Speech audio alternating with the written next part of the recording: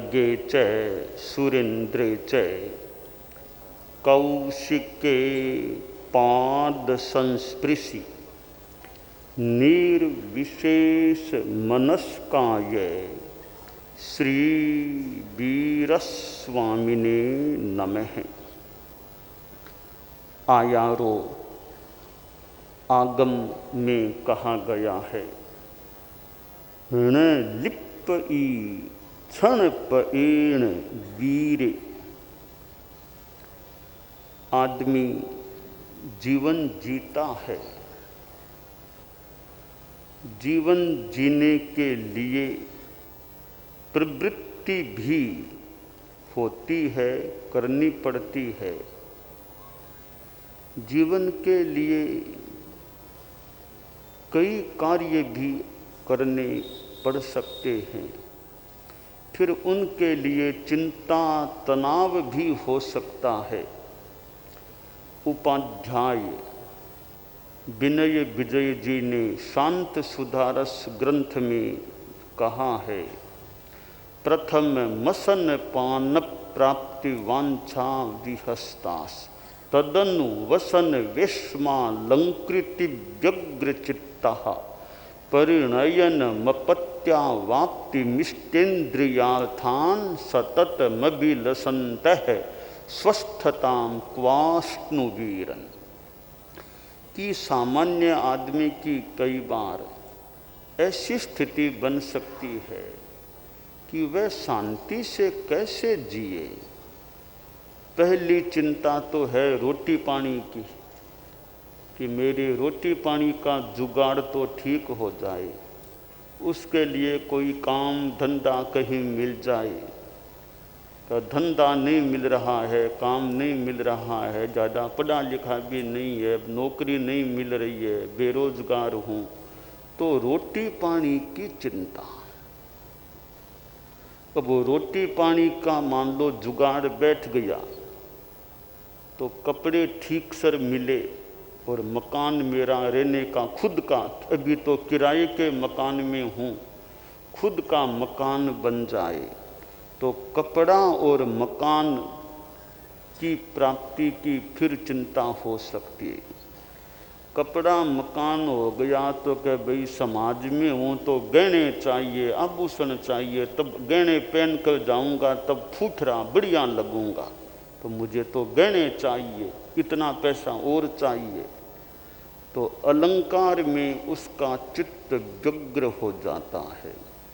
कुछ गहने वगैरह हो गए, अब मेरी शादी होनी, शादी करानी है, शादी के लिए सारी व्यवस्था आर्थिक स्थिति भी चाहिए। अब शादी के लिए खोज करो, वो करो, शादी की चिंता, फिर के मेरे संतान होनी चाहिए, और फिर भौतिक सुख सुविधाएं, कि इनमें आदमी लगा रहता है। वो पूर्ण शांति को कैसे प्राप्त करे। तो जीवन के लिए आदमी को प्रवृत्ति भी करनी होती है। प्रवृत्ति होती है। अब कर्मों के बंधन की भी बात है कि प्रवृत्ति बंधन, यहाँ एक महत्वपूर्ण बात है। आयारों में कहा गया, न लिप्पयि क्षण पेण वीरे। वीर आदमी जो अपरिग्रही है, अनासक्त है, वो लिप्त नहीं होता। आदमी प्रवृत्ति करता है। दूसरी चीज है आसक्ति। ये कर्मों का जो भारी बंधन होता है, उसमें कषाय का बड़ा योगदान है। कषाय और योग कर्म के बंधन में दो की भूमिका मानी गई है। कषाय की भूमिका है और योग की भूमिका है। योग में तो मन वचन काय की प्रवृत्ति, यह योग है। मन वचन काय की प्रवृत्ति योग है। कषाय में हमारे गुस्सा, अहंकार, माया, लोभ, ये आसक्ति, निष्ठुरता, ये सारे भाव, राग द्वेष के, ये कषाय में आ गया। तो कर्मों के बंधन में कषाय और योग, इन दो की भूमिका होती है। बताया जाता है कि प्रकृति बंध और प्रदेश बंध, बंध के 4 प्रकार हैं, 25 बोल में भी आते हैं, प्रकृति, स्थिति, अनुभाग, प्रदेश। तो प्रकृति बंध और प्रदेश बंध, इन दोनों के होने में योग की भूमिका है। स्थिति और अनुभाग, इन दोनों के बंधन में कषाय की भूमिका रहती है। अब कैसे, इस पर थोड़ा सा बताना चाहता हूँ कि एक सांप्रदायिक बंध है, एक इरियापथिक बंध है। हमारे साधु साध्वियाँ, मुमुक्षु बाइयाँ और समणी जी थोड़ी सी तत्व ज्ञान की बात कि अब 2 प्रकार के बंध, सांप्रदायिक बंध और इरियापथिक बंध। पहले से 10वें गुणस्थान तक जो कर्मों का बंध होता है वह सांप्रदायिक बंध कहलाता है। कषाय 10वें गुणस्थान तक ही है, उसके आगे नहीं है। तो सकषाय अवस्था में जो कर्मों का बंध होता है वह सांप्रदायिक बंध है। तो पहले से 10वें गुणस्थान तक जो कर्मों का बंध होता है वह है सांप्रदायिक बंध। 11वें, 12वें, 13वें गुणस्थान में जो बंध होता है कर्म का वह इरियापथिक बंध है। इरियापथि की क्रिया इरियापथिक बंध है। 14वें गुणस्थान में बंध होता ही नहीं है। तो 3 भाग हो गए। 14 गुणस्थानों को हम 3 भागों में बांट लें। पहले से 10वें गुणस्थान तक सांप्रदायिक बंध, 11वें, 12वें, 13वें गुणस्थान में इरियापथिक बंध और 14वां गुणस्थान अबंध है। तो वो अबंध, वहाँ कोई कर्म का बंध नहीं होता, वह अयोग अवस्था भी है। और एकषाय अवस्था तो पहले ही आ गई 11वें, 12वें, 13वें में। 14वें गुणस्थान में अयोग अवस्था भी आ गई। तो कर्मों का बंध या तो कषाय से या योग, इन 2 से ही होता है। और 14वें गुणस्थान में न तो कषाय है और न योग है, इसलिए वहाँ किसी भी प्रकार का कर्म बंध नहीं हो सकता। एक बात समाप्त कि 14वें गुणस्थान में तो बंध होता ही नहीं, अबंध है वह तो। अब 11वां, 12वां, 13वां गुणस्थान है। इन 3 गुणस्थानों में जो कर्म का बंध होता है वह इरियापथिक बंध होता है। क्यों कि वहाँ कषाय नहीं। सांप्रदायिक बंध वहीं होगा जहाँ सकषायता होगी। सकषायता नहीं, एकषायता हो गई है तो सांप्रदायिक बंध नहीं, केवल इरियापथिक बंध है। 11वें, 12वें, 13वें गुणस्थान में जो बंध है वो इरियापथिक बंध है, केवल योग से होने वाला बंध है, वहाँ कषाय नहीं है। अब जो केवल योग से बंध है यानी दमदार बंध नहीं है, कषाय तो है नहीं, दमदार तो कषाय की युक्तता हो तो हो सकता है। तो बंध तो है पर नाम मात्र का सा बंध है, नाम मात्र का बंध। नाम मात्र का बंध क्यों है? देखिए, न तो ज्ञानावर्णीय का बंध है वहाँ, न दर्शनावर्णीय का बंध है, न असात वेदनीय का बंध है, न मोहनीय का बंध है, न आयुष्य का बंध है, न नाम कर्म का बंध है, न गोत्र कर्म। 7.5 कर्मों का तो बंध वहाँ है ही नहीं, यानी 90% कर्मों का तो बंध है ही नहीं। ओनली थोड़ा सा % है केवल 7 वेदनीय का बंध है, केवल 7 वेदनीय का, भले 90 से भी ज़्यादा हो जाए, अल्प बंध है, वो है केवल 7 वेदनीय का। उसकी स्थिति कितनी? 2 समय की। बंधार भोगा, बंधा भोगा झड़ा, झड़े को तो अलग ही मान लें, अकर्म झड़ता है, तो कर्म की स्थिति 2 समय की। बंधा भोगा, बंधा भोगा, बंधा भोगा, इतना स्वल्पकालिक है। क्यों है? कि एकसायता है, कोरा योग है, कोरे योग से बंध होगा, वो अबंध के लगभग तुल्य होता है। बंधनार झड़ना, बंधनार झड़ना। तो सकसायता की अवस्था में जो बंध होता है वो बंध ज़्यादा समय का हो सकता है। अब देखिए, यह सांप्रदायिक बंध है, इसमें तो कसाय भी है और योग भी।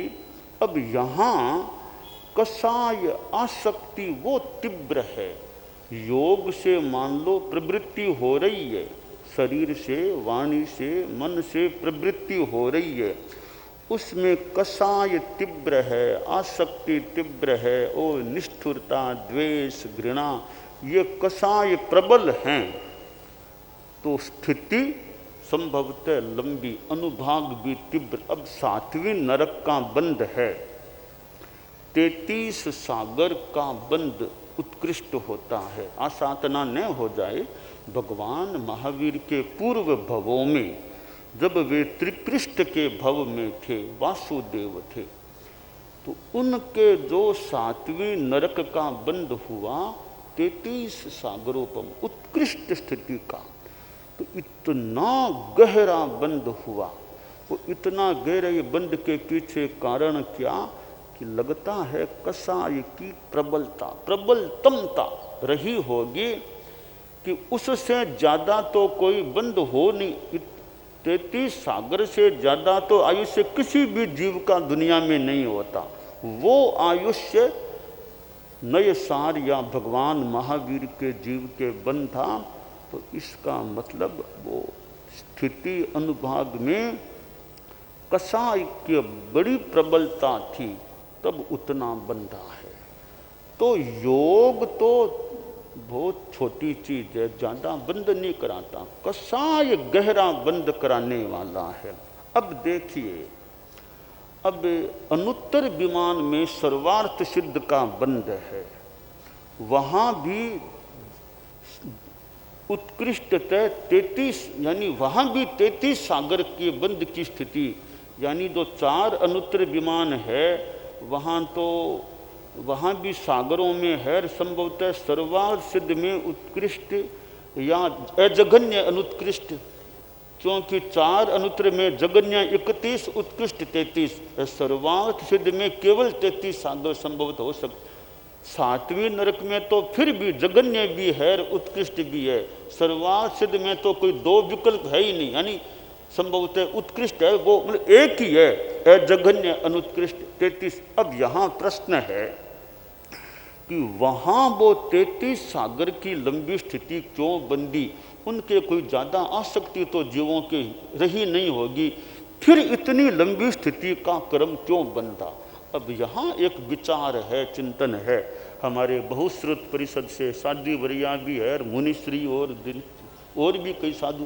तो वहाँ जब हमने कहा कसाय की प्रबलता से यह स्थिति अनुभाग का संबंध है, तो वे साधु लोग बड़े अच्छे संत, महान संत, उनके इतना लंबा आयुष्य क्यों बंधा? तो यहाँ एक चिंतन की बात यह है कि पाप कर्म का जो बंध होता है, सांप्रदायिक की बात है, सांप्रदायिक बंध में जहाँ पाप का, अशुभ का बंध होता है, वहाँ कसायों का परिणाम जितना सघन होगा उतना लंबा स्थिति और गहरा अनुभाग।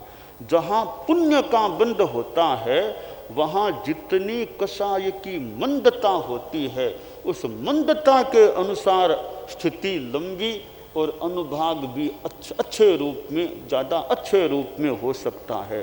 तो अशुभ बंध में, पाप के बंध में, सांप्रदायिक बंध में कषाय की तीव्रता काम करेगी। सांप्रदायिक बंध में जहाँ पुण्य का बंध होगा, वहाँ कषाय की जितनी ज़्यादा मंदता होगी उतना वो स्थिति लंबी और अनुभाग अच्छे रूप में तीव्र हो सकेगा। यह एक विचार और चिंतन का विषय है, क्योंकि अनुत्तर विमान का जो बंद करेंगे, कोई साधु मान लो करेंगे, तो वो तो बहुत मात्र संज्वलन कषाय में बहुत मंद कषाय वाले हैं, तो उनके इतना लंबा आयुष्य बंधा है, कोई ज़्यादा कषाय तो है नहीं, फिर लंबा क्यों बंधा? कि पुण्य के बंध में, सांप्रदायिक बंध में कषाय की मंदता काम करती है, लंबा और तीव्र अनुभाग करने में। पाप के बंध में, सांप्रदायिक बंध में कषाय की तीव्रता वो स्थिति को लंबा और अनुभाग को ज़्यादा कष्टदायी करने में योगदायी बनता है। ऐसी एक संभावना लग रही है, और हमारे बहुश्रुत और हैं, वे और कोई ग्रंथों में और में चाहें तो देख लें, पर ऐसा लगता यही है कि सांप्रदायिक बंध में दो विपरीत स्थितियां होती है। जहाँ पाप का बंध है, अशुभ का बंध है, वहाँ कषाय की तीव्रता काम करेगी, स्थिति और अनुभाग को लंबा और गहरा करने में तीव्र। जहाँ पुण्य का बंध होगा, वहाँ जितनी कषाय की मंदता होगी, तो सांप्रदायिक बंध में स्थिति लंबी और अनुभाग भी अच्छे रूप में तीव्र हो सकता। ऐसी एक संभावना, कल्पना की स्थिति है कि ऐसा होना चाहिए, तब सारी बात ठीक बैठती है। कि वरना कषाय की तीव्रता से लंबा होगा आयुष्य, तब तो अनुत्तर विमान की वो बात नहीं बैठती, वो बात नरक में बैठ सकती है, अनुत्तर विमान में वो बात बैठनी मुश्किल हो जाती है। तो ये आयारों में कहा गया, हण लिप्पई क्षण पएण वीरे, कि वीर है, अपरिग्रही है, अनासक्त है, मान लो कषाय मुक्त है, वो लिप्त नहीं होता, प्रवृत्ति करते हुए भी वह लिप्त नहीं होता, अनासक्त है, यानी योग चल रहा है पर कषाय का विशेष प्रभाव नहीं है। योग चल रहा है यानी आदमी खाता भी है, पीता भी है, चलता भी है, बोलता भी है, करता है, पर कषाय की मंदता। बीतराग हैं, केवल ज्ञानी हैं, तीर्थंकर हैं, वे यात्रा भी करते हैं, पदार्थे भी हैं, देशना प्रवचन भी करते हैं, प्रश्नों के उत्तर भी देते हैं, और हमारी परंपरा में आहार भी करते हैं, क्रियाएं तो करते हैं, परंतु न लिप्पई, उनके कोई पाप कर्म का लेप नहीं होता। और पुण्य में भी एक सातवेदनी है, वो नाम मात्र का सा बंद होता रहता है और कर्म झड़ता रहता है। तो अनासक्ति जहाँ है वहाँ इतना लेप नहीं होता। आप लोग गृहस्थ हैं, श्रावक श्राविकाएँ भी कई, तो कि भी जीवन जीना है, आप लोग गारहस्थ्य में हैं। साधु का तो वैसे प्रत्यक्ष उस रूप में, प्रगट रूप में आपका क्रम है नहीं, गृहस्थ हैं। अब गृहस्थों में भी भाव शुद्धि कितनी, जे समदृष्टि जीवड़ा करे कुटुंब परिपाल, अंतर दिल न्यारा रहे यूं धाय रमावे बाल। मुझे भूल न करूं तो स्मरण हो गया, जब हमारी दीक्षा हुई थी तो मुनि श्री सुमेरमल जी स्वामी लाडनू ने हमारे दीक्षा के प्रवचन में यह दोहा उच्चरित किया था, मुझे स्मृति हो रही है। उन्होंने इस संदर्भ में किया कि चेले गुरुदेव तुलसी के हैं, मैं तो धाय माता की तरह इनको संभालने वाला हूँ, तो जो धाय रमावे बाल, तो ये हैं तो गुरुदेव के, मैं धाय माता की तरह इनकी सार संभाल करनी। उन्होंने यानी कि शिष्य मेरे नहीं, संभवतः इस संदर्भ में उन्होंने यह दोहा फरमाया था। तो सम्यक दृष्टि है, श्रावक है, और भी धार्मिक अच्छे लोग हैं, वे प्रवृत्ति करते हुए भी अनासक्त रहें तो लेप से भारी पाप कर्मों के बंधन से बचे रह सकते हैं।